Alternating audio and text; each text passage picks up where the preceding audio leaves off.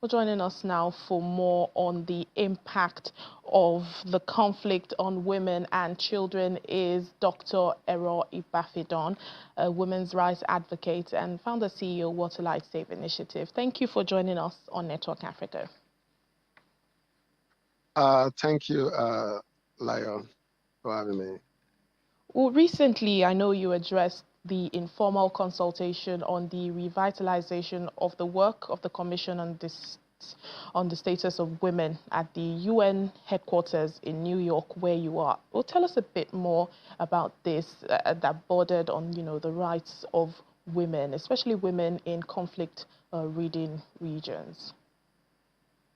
Thank you very much again. It was an honor to contribute our own quarters during the discussion at the CSW revitalization process at the United Nations.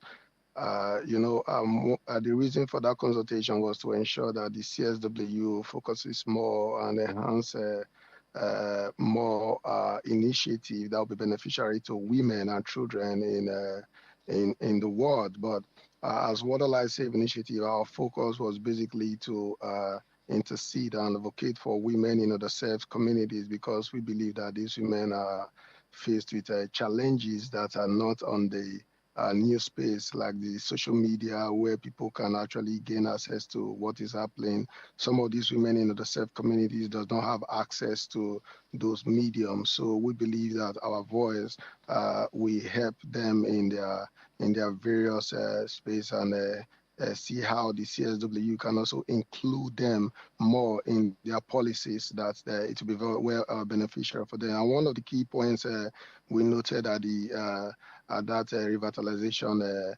meeting was actually having some of these women being represented on a global space, whereby somebody that could intercede for these women from on a global stage, being able to pour out the basic challenges and all what's happening them in those unreached communities back to them at the United Nations. And I think after the meeting, we had a one-on-one with the executive director of the UN Women, and she noted that most of those policies and those these will be taken into consideration ASAP. Now, in advocating for women, and we're talking about African women, in underserved communities, what can the continent do, or, individually, or even as a nation do in helping these women, especially in tackling the humanitarian crisis that we've seen from conflicts in Sudan and the DRC, for example?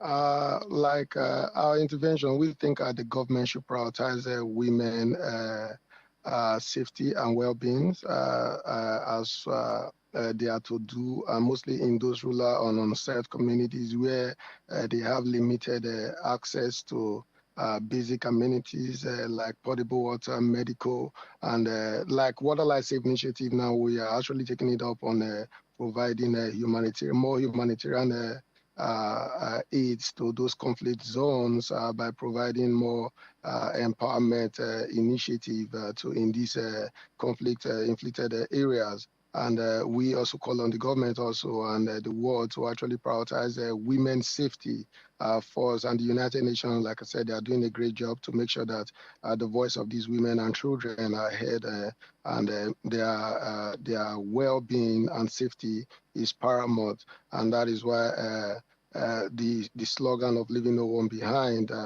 is a driving force now globally, making sure that those women in underserved communities have a voice and their needs are being met, because they do not have anybody to call on. They needed organizations like ours to intercede and be the voice for them here. That is why we are here, to make sure that their needs are being met and being catered for.